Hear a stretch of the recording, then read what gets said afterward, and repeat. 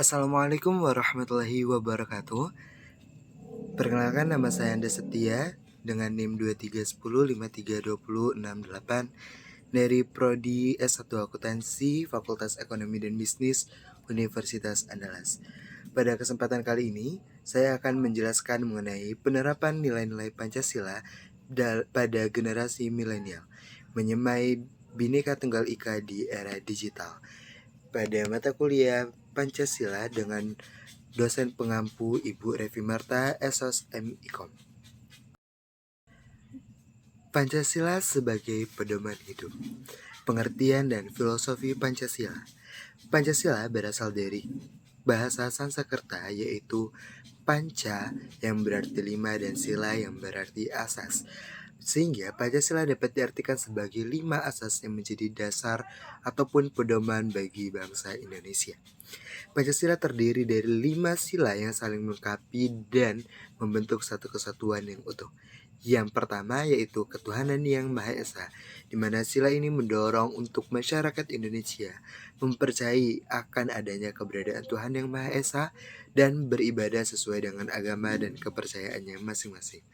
Sila yang kedua yaitu kemanusiaan yang adil dan beradab, di mana sila ini memastikan adanya keadilan dan peradaban yang sama bagi seluruh masyarakat Indonesia, tanpa adanya diskriminasi satu sama yang lain. Yang ketiga, persatuan Indonesia. Indonesia terdiri dari berbagai macam suku, agama, ras, antar golongan. Sehingga dengan adanya sila ini diharapkan dapat memperkuat rasa persatuan kita sebagai masyarakat Indonesia. Yang keempat, kerakyatan yang dipimpin oleh hikmat kebijaksanaan dalam permusyawaratan perwakilan. Sila ini mendorong akan adanya pemerintahan yang demokratis dan musyawarah untuk mencapai mufakat dengan memperhatikan hikmat dan kebijaksanaan. Dan yang kelima yaitu keadilan sosial bagi seluruh rakyat Indonesia, di mana sila ini mendorong akan adanya keadilan sosial, penghapusan kemiskinan dan pemerataan yang sama di semua bidang di seluruh Indonesia. Selanjutnya, pentingnya memahami dan menginternalisasi Pancasila.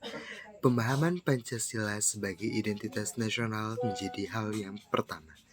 Kita sebagai masyarakat Indonesia harusnya memiliki pemahaman bahwasanya Pancasila adalah identitas kita secara nasional, karena kita berasal dari berbagai macam latar belakang, suku, agama, ras, dan antar golongan. Oleh karena itu, Pancasila sangat penting sebagai identitas nasional kita sebagai masyarakat Indonesia. Yang kedua, penerapan nilai-nilai Pancasila dalam kehidupan sehari-hari. Sebagai generasi milenial, alangkah baiknya agar nilai-nilai Pancasila itu ditanamkan di dalam diri kita, atau kita menginternalisasi nilai-nilai yang ada pada Pancasila dalam kehidupan sehari-hari. Hal ini untuk menciptakan kerukunan hidup antar sesama kita. Yang ketiga, pemersatu dan dalam keberagaman. Seperti yang sudah saya jelaskan sebelumnya, bahwasanya Indonesia terdiri dari berbagai macam budaya, suku, agama, ras, dan antar golongan. Oleh karena itu, Pancasila ini diharapkan dapat menjadi pemersatu dari semua keberagaman di Indonesia agar kita tidak saling membeda-bedakan satu sama yang lain. Dan yang keempat yaitu sebagai dasar pembangunan karakter bangsa. Pancasila diharapkan sebagai dasar pembangunan karakter bangsa, karena itulah yang akan menjadi jati diri kita sebagai generasi milenial di mata dunia.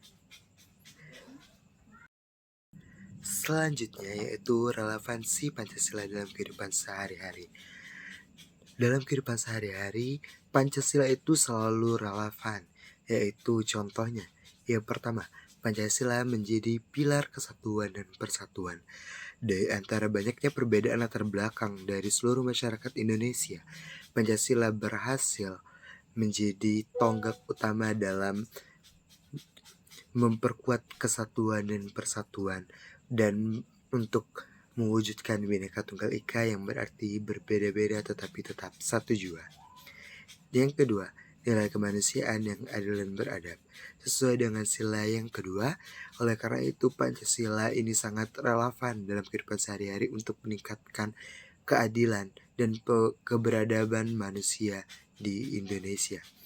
Yang ketiga, gotong royong dan rasa tanggung jawab. Saat di Indonesia itu masih sering dilakukannya gotong royong dan tanggung jawab masyarakat terhadap lingkungan itu masih sangat besar dirasakan. Oleh karena itu, ini menjadi salah satu bukti relevansi Pancasila masih dijadikan pedoman hidup bagi masyarakat Indonesia. Yang keempat, persatuan dan keberagaman. Pancasila itu menjadi salah satu cara bagaimana caranya keberagaman ini menjadi persatuan yang kukuh dan tidak bercerai-berai. Dan yang kelima yaitu keadilan dan kesejahteraan sosial, di mana Pancasila ini menjadi tonggak utama bagi pemerintah untuk menjalankan keadilan dan kesejahteraan sosial bagi seluruh rakyat Indonesia tanpa membeda-bedakan. Selanjutnya yaitu menyemai nilai Bhinneka Tunggal Ika. Tentunya untuk menyemai nilai Bhinneka Tunggal Ika ini kita harus memahami terlebih dahulu konsep Bhinneka Tunggal Ika, yang dimana Bhinneka Tunggal Ika memiliki makna yang menekankan keberagaman budaya, agama, suku, dan bahasa di Indonesia agar dapat hidup bersama dalam kesatuan. Yang kedua, Bhinneka Tunggal Ika itu diterapkan dalam kehidupan sehari-hari. Dan yang ketiga, Bhinneka Tunggal Ika menjadi arti penting dalam pembangunan bangsa. Karena jika kita tidak menerapkan Bhinneka Tunggal Ika, maka bayangkan akan sehancur apa negara kita ini karena masyarakatnya terpecah belah dan bercerai-berai. Selanjutnya, keberagaman yang ada di Indonesia. Indonesia terdiri dari berbagai macam budaya, agama, suku, bangsa, dan ras. Oleh karena itu, dengan adanya nilai Bhinneka Tunggal Ika ini diharapkan keberagaman tadi melebur menjadi satu kesatuan sebagai bangsa Indonesia. Tentunya, sebagai generasi milenial, kita memiliki peran yang sangat penting dalam menyemai Bhinneka Tunggal Ika dalam kehidupan sehari-hari. Adapun peran yang dapat kita ambil yaitu yang pertama, meningkatkan pemahaman dan penyadaran akan konsep Bhinneka Tunggal Ika. Yang kedua, menjadi aktivisme, toleransi, dan inklusivitas. Yang ketiga, pemanfaatan teknologi untuk pendidikan multikultural. Yang keempat, pengembangan inisiatif bersama. Dan yang kelima, sebagai aktivisme sosial dan kemanusiaan. Selanjutnya, tentunya di era digital, kemajuan teknologi, tentunya generasi milenial dihadapi dengan tantangan-tantangan yang besar. Contohnya, yaitu yang pertama, perubahan pekerjaan dan ekonomi, di mana di era digital ini banyak sekali pekerjaan yang digantikan oleh AI dan ekonomi beralih ke ekonomi digital. Oleh karena itu, perlu penyesuaian oleh generasi milenial agar dapat menghadapi tantangan yang pertama ini. Yang kedua, yaitu tantangan kesehatan mental. Dengan berkembangnya media sosial dan akhir-akhir ini juga sering sekali berkembang tentang isu mental health. Dan juga tak sedikit berita viral mengenai kasus bunuh diri akibat kesehatan mental yang terganggu. Oleh karena itu, di era digital ini itu menjadi salah satu tantangan yang sangat besar bagi generasi milenial untuk menjaga kesehatan mentalnya. Yang ketiga, tantangan keamanan data dan privasi, yang dimana di era digital ini banyak sekali kita memasukkan data-data kita dan privasi kita ke dalam akun-akun, dan tak sedikit pula orang-orang yang mencoba meretas akun-akun tersebut untuk mencuri data-data kita. Oleh karena itu menjadi tantangan yang besar bagi kita untuk senantiasa menjaga keamanan data dan privasi kita. Dan yang keempat, ketergantungan pada teknologi. Generasi milenial karena sudah terlalu sering menggunakan teknologi menciptakan ketergantungan pada teknologi sehingga menurunkan produktivitas dari generasi milenial yang merupakan usia produktif untuk menjalani kehidupan sehari-hari. Namun kebanyakan generasi milenial lebih memilih untuk menggunakan teknologi dalam kehidupan sehari-harinya. Dan yang terakhir yaitu ada disinformasi. Dengan berkembangnya teknologi dan media sosial sehingga informasi dan berita semakin cepat menyebar luas. Namun tak sedikit dari berita tersebut yang mengandung unsur hoaks ataupun kepalsuan.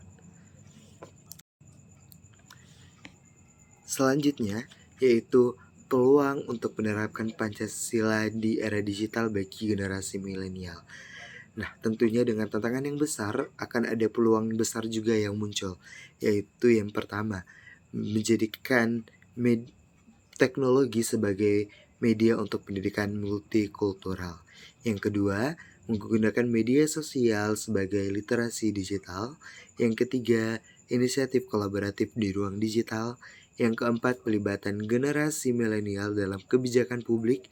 Yang kelima, mengembangkan konten edukasi digital. Yang keenam, pemberdayaan masyarakat. Yang ketujuh, penelitian dan penyuluhan. Dan yang kedelapan, diplomasi kebudayaan. Tentunya 8 hal tadi menjadi peluang yang besar bagi generasi milenial untuk tetap menerapkan Pancasila di era digital. Oleh karena itu, agar kita berhasil menghadapi tantangan dan dapat mencapai peluang-peluang yang dapat kita ambil di era digital, kita harus memanfaatkan teknologi dengan bijak. Adapun cara-cara untuk memanfaatkan teknologi ini dengan bijak yaitu yang pertama, kita harus sadar akan literasi digital. Yang kedua, kita harus membatasi waktu penggunaan teknologi dari dalam kehidupan kita di kehidupan sehari-hari. Yang ketiga, kita harus memfilter konten dan keamanan digital agar tidak banyak konten-konten yang merusak pemikiran kita yang kita lihat. Yang keempat, pendidikan digital dan etika online harus kita pelajari dan kita manfaatkan. Yang kelima, menjaga keamanan privasi. Dan yang keenam, mengaktifkan cyber hygiene. Itulah hal yang dapat saya sampaikan pada kesempatan kali ini. Lebih dan kurangnya saya mohon maaf. Saya akhiri. Wassalamualaikum warahmatullahi wabarakatuh.